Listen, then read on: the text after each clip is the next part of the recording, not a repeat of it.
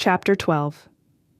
When Papa bought the 1918 Buick, I'm sure it never occurred to him that Mama would ever want to drive.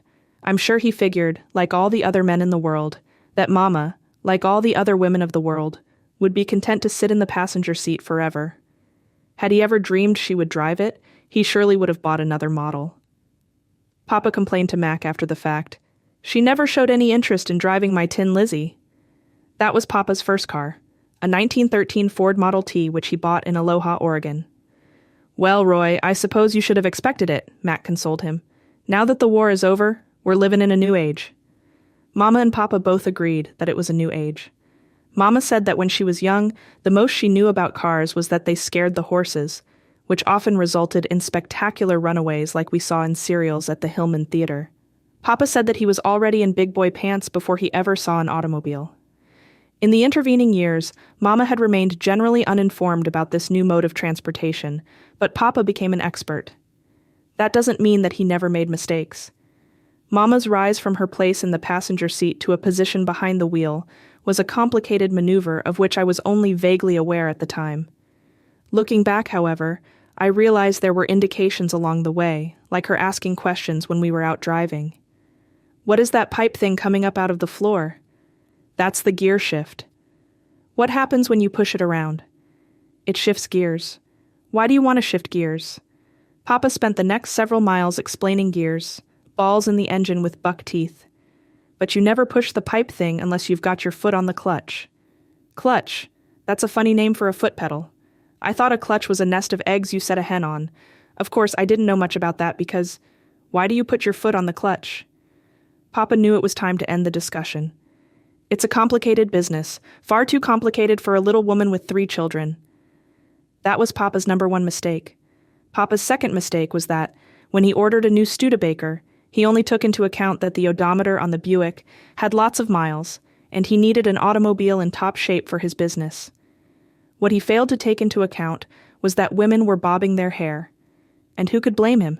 It seemed totally irrelevant. Actually, bobbed hair had become all the rage. To some women it meant a new look, but to others it had to do with emancipation or something. Although only the most daring women were doing it, men had been discussing it with fear and trepidation. Can you imagine a man allowing his wife to bob her hair? Papa was drinking home brew with Mac. Mac blew on the foam. I'd never give my permission. There is something about the act of a woman cutting her hair that leaves her head open for all kinds of strange ideas. They both knew where to lay the blame. It's all because of Big Bertha. Big Bertha, as Bertha Landis, the chairman of the Seattle City Council, was called, was very much in the news, not because of anything she had done to her hair, but because of her battle with the mayor. "Accusing him of being soft on bootlegging," Papa said. "It's a dangerous indication of things to come," Mac said. "You're right," Papa said. "She'll get all the women of Seattle stirred up, and they'll dry up the town." What Papa and Mac didn't know, but we girls did, was that the women of the town were already stirred up. While he and Mac were discussing bobbed hair, Mama and Mrs. Williams were toying with the idea. One day, we girls were witness to the fact. Mama was sitting on the kitchen stool while Mary Bird stood behind her, securing the sheet around her shoulders. Mama removed the bone hairpins slowly and let her tawny braids fall down her back. "But I've never had my hair cut before. Roy would have a fit." Mrs. Williams wasn't going to be intimidated by Roy's fits. She had her own husband's fits to worry about. "I've never even cut Catherine's hair," she said. With that dubious recommendation, she picked up the scissors. When Mama saw her braids laying on the kitchen floor, she forgot about emancipation and cried. Mrs. Williams put an end to that by climbing on the stool herself. When Papa saw Mama's hair, he was madder than hops. "Crazy female ideas, what will you think of next?" What Mama thought of next became apparent next time we were out driving. She was feeling bright and perky, although her newly shorn locks didn't look as good with her flowered hat. She addressed Papa. "What more is there to driving than pushing the pipe thing and stepping on the clutch?" "There's a great deal more to it than that," Papa argued. "Oh, you mean I'd have to steer? Well, I know all about that too. I had my own horse from the time I could walk." Papa was condescending. He tried to convince her that driving was not ladylike. Besides, she had good transportation already. "I like to take the streetcar myself," he said one morning while getting up from the breakfast table. It was obvious that he was going to sacrifice himself just to prove his point. "What's the schedule?" Of course, he didn't know the schedule. He practically never took the streetcar unless there was a dire emergency, like his tires going flat. Or Miss Setterland, his secretary, dying, which she didn't do very often, because she was a Cracker Jack speller and actually liked going to the office. Only we lesser cogs knew the schedule, but that guaranteed nothing. No matter how well we timed our departure from home and walked briskly over the hill, we would usually slide the last few steps, hear the clang of the streetcar, and see it streak by. After that, we had a 21-minute wait, unless the next car was late, which it usually was. When Papa arrived home that day, he told Mama how lucky we were to have direct service into town. "I had my secretary advertise the Buick, and you'll be getting the calls. Tell them there are lots of positives, good tread on the tires, no cracks in the isinglass, but you don't have to tell them that the brakes don't hold very well. Let me deal with that." Mama received calls, but, surprisingly, at least Papa was surprised, no one rushed out to buy. He tried to identify the problem. "Maybe you told them about the brakes," Mama responded sarcastically. "Or maybe your secretary." Her voice was so sweet she could have been eating cake batter. "The Cracker Jack speller who runs your office so much better than—" Mama paused, and then seemed to regain her equilibrium. Maybe it wasn't such a good ad. I was surprised at Mama's tone. It was simply not Mama's character. I had no idea what it all meant, but it gave me an uneasy feeling. None of us had ever seen Papa's secretary, or his office for that matter. Mama's only contact was by phone on rare occasions. We could hear her say very politely, "Is Mr. Bigham there, please?" Other than that, the office was a mystery, so the Buick sat in the yard. "Rusting," Mama said. Finally, she came up with just the ammunition she needed. A newspaper article about a Salvation Army evangelist who's bent toward sensationalism, both in her meetings and in her personal life, provided good material for the gossip columns. The article stated that Amy was the first woman to ever drive a car across the continental United States. Mama approached Papa. "If Amy McPherson can drive an automobile, don't you think I can?" This was the fatal blow. Papa moaned to Mac. "What with Big Bertha's shenanigans, Amy Semple McPherson's preaching, and Tenny's bobbed hair, the end of the world is coming anyway. So what does it matter if she learns to drive?" He took her out, gave her a few lessons, and after a few derogatory remarks about women in general, handed her the keys. At first, Mama confined herself to short errands on level terrain. In Seattle, however, very little level terrain exists. Soon, we were on the hills. That's when it became obvious to us girls that either the 1918 Buick was too big or Mama was too little. The fact is, she could barely step on the foot pedals and see out the windshield at the same time. Florence, who had closely observed Papa's driving habits, sat in the passenger seat and reminded Mama, "Papa said before you start down a hill, you should bring the car to a halt, shift to low, and then proceed cautiously." However, Mama was always beyond the brink before she remembered the routine. Dorothy, a true adventurer, loved careening down the hills, while Florence frantically pulled on the emergency brake and Mama tried to get the pedals to the floorboard. As for me, I covered my eyes and recited the "If I should die before I wake" prayer. When Mother came to visit that year, we could see she was skeptical of Mama's driving skills. "I know you drove the horses from the time you were little, Tenny, but an automobile is an entirely different animal."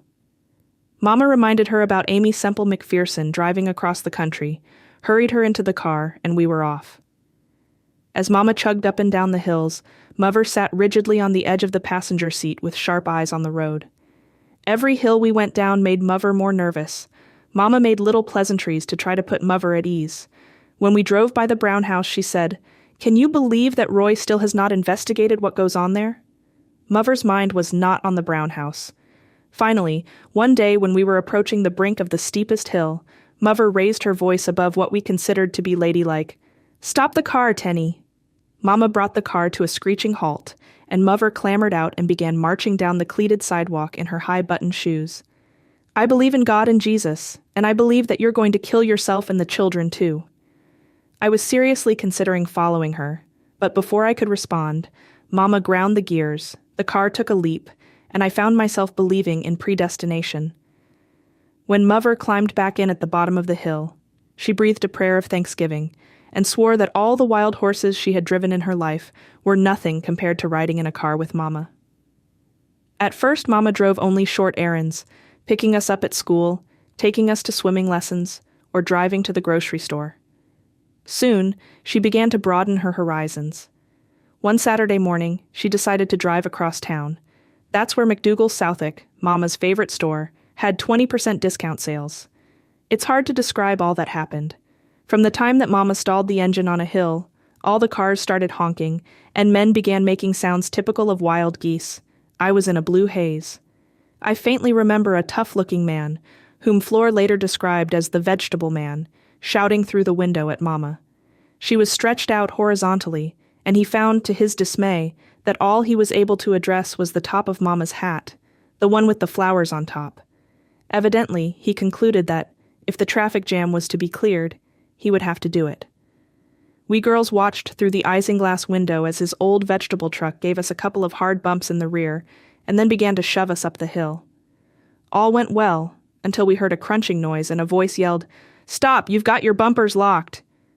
A couple of men jumped up on our bumper, and the car started bouncing. Men were yelling directions, which Mama tried to follow. "Take your foot off the brake. Put your foot on the brake. Take off the emergency. Put it in low gear. Put it in high gear. Put it in reverse." One man yelled, "Stop, you're going to pull off her bumper." The vegetable man yelled, "To hell with her bumper, we may have to pull off her whole damn rear end."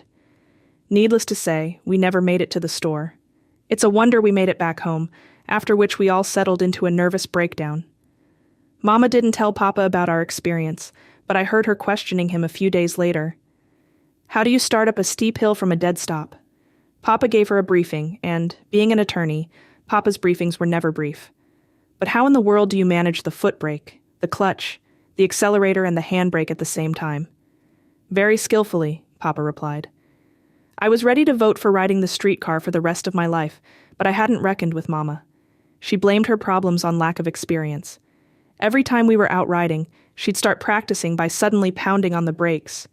Florence would unwind herself from the pipe thing that comes up out of the floor and say, "Mama, why don't you let us know when you're going to practice?" Dor and I, in a heap in the back, joined her. "Yeah, we aren't going to need a real accident to get killed." "Well, get yourselves ready," Mama said, straightening her hat as the car took off in a burst of speed and pasted us to the back of the seat. As Mama's driving improved, Papa began having her run little errands for him, like having her pick him up at the train station after he had been on a trip. We never knew which station for sure, King Street Station or Union Depot. But since they were just across the street from each other, it didn't make too much of a difference. Mama said she simply headed toward the one that had the biggest traffic jam. The huge amount of traffic around the train stations didn't bother Mama as much as driving downtown. There were no hills to contend with. And besides, she said that if we could just make it there, we were safe, because Papa would drive us home. The worst thing was finding a parking place. The only ones available had no parking signs. We debated whether it was better to be chewed out by Papa for being late or be thrown in jail by a policeman. "If we're lucky, we can make it back before the policeman comes," Mama reasoned. We would go dashing through the big, echoing station, Flora and me in the lead, with Dor and Mama bringing up the rear. We always hoped to get to the platform before the train's arrival, so we could pretend that we had been there half an hour early. Usually, however, the big engine was relaxing, huffing and wheezing and cooling its wheels. How to find Papa amongst the scads of people carrying big suitcases and the piled high baggage carts, with men in red hats piling them ever higher? "There he is. Now to hurry back before the policeman comes." One day we were driving down Rainier Avenue. Mother was in the back seat with Dor and I. Flora was in front, as usual, by the emergency brake. Suddenly she let out a scream of, "I spy!" Then she leaned into the back seat, grabbed my arm, and with a mighty wallop, smacked me on the wrist. When Mother could catch her breath, she said, "That was not a nice thing to do, Florence. That hurts. Look, Franny's wrist is getting red." Mother's last words seemed to hang in the air. Nobody spoke until Mama, sounding very suspicious, called for an explanation. Flor sulked for a bit, but finally said, "It's a game that the boys invented because of the Model A Fords. The first guy to spot one and yell 'I spy' is the winner, and gets to slap everybody else on the wrist." Mama realized that the red wrist mystery had finally been solved. "But that's so simple. Why didn't you tell me?" "Because if we told you everything, you'd never let us go out the back door," Flora explained. Mama didn't ground us, but she said we were never to play that game again, which was unnecessary because the boys had already announced that nobody played I Spy anymore. There were too many Model A Fords on the road. With that mystery solved, Mama evidently decided to create a mystery of her own. One day, she directed Flora and I to dig out a couple of boulders from the rockery where she had planted the daffodils. Then, she had us put them on the back floor of the car. Of course we were curious. "What are they for?" Mama feigned innocence. "If I tell you, you'll tell Papa, and then he'll never let me go out the back door."